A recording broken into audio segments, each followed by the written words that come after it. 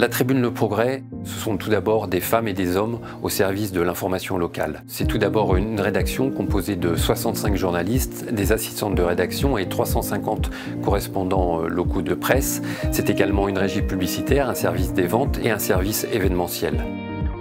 Toutes ces femmes et ces hommes partagent la même préoccupation, fournir une information vérifiée, déclinée sur un site internet et sur 4 éditions papier qui couvrent l'ensemble du département de la Loire. Un leitmotiv pour nos équipes, raconter, expliquer, révéler.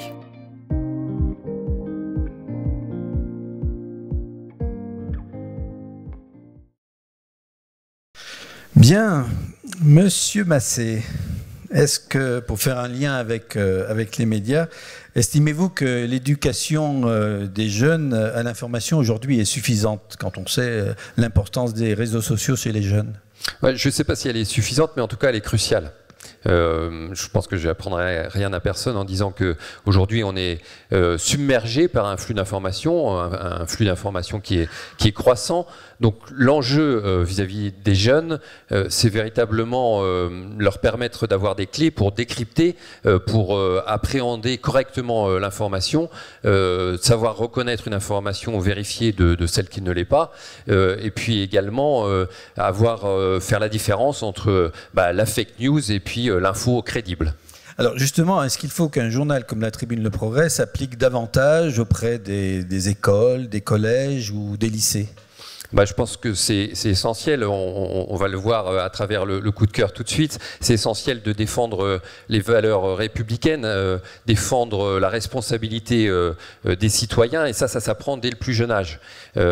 C'est pour ça que je pense qu'il est très important de ne pas laisser finalement les enseignants, mais aussi les parents, face à cet enjeu de société. C'est pour ça que à la Tribune Le Progrès, et plus généralement au sein du groupe EBRA, on a décidé de s'investir. On a formé des journalistes à l'éducation aux médias, à l'information, journalistes qui vont intervenir dès à présent dans les établissements pour relever justement ce défi d'appréhender et de comprendre l'information.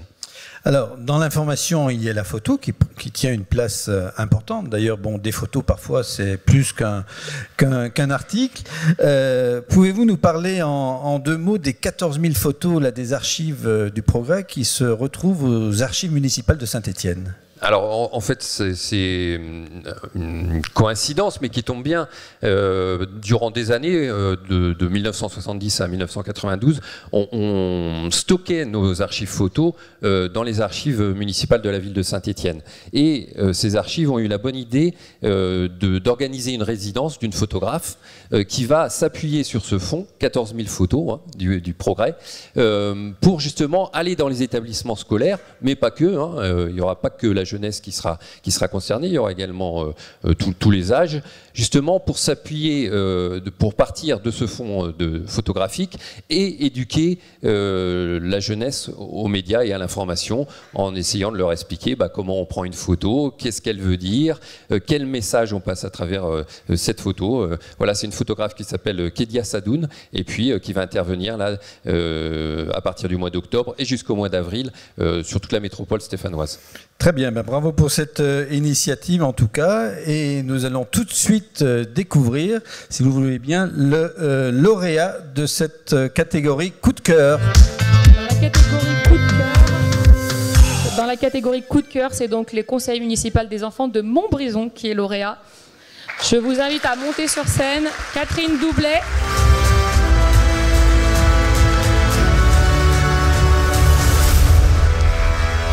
On accueille donc Catherine Doublet, adjointe à l'éducation, et la jeune Chanel, qui a un petit peu le trac, donc soyez sympa. Alors vous venez nous voir ce soir, notamment parce que vous avez fait fabriquer des cendriers de poche. Alors comment est venue cette idée, Chanel?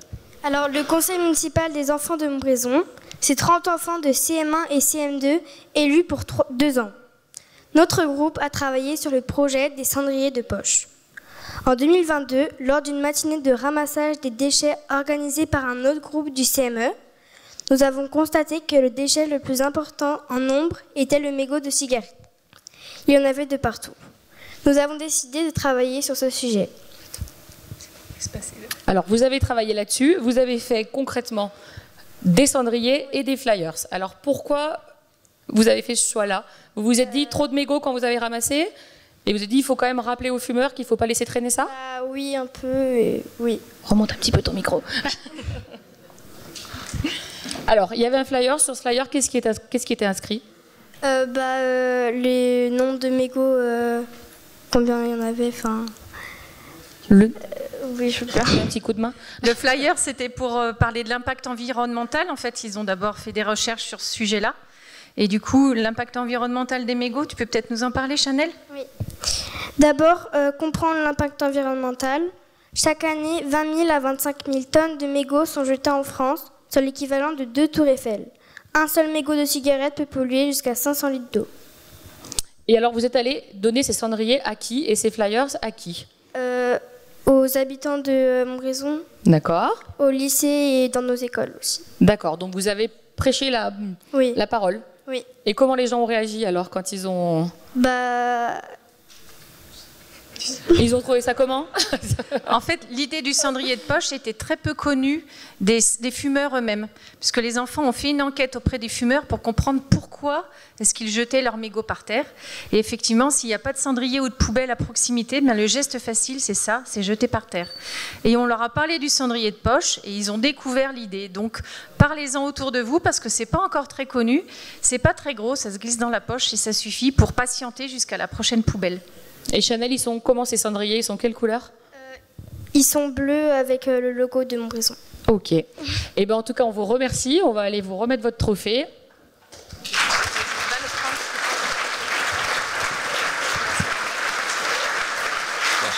Et on vous laisse rester là pour la photo souvenir. Pour compléter ce que disait M. Basile, il parlait du premier kilomètre, c'est la commune. Le conseil municipal des jeunes, c'est finalement le premier kilomètre vers la démocratie aussi, je trouve.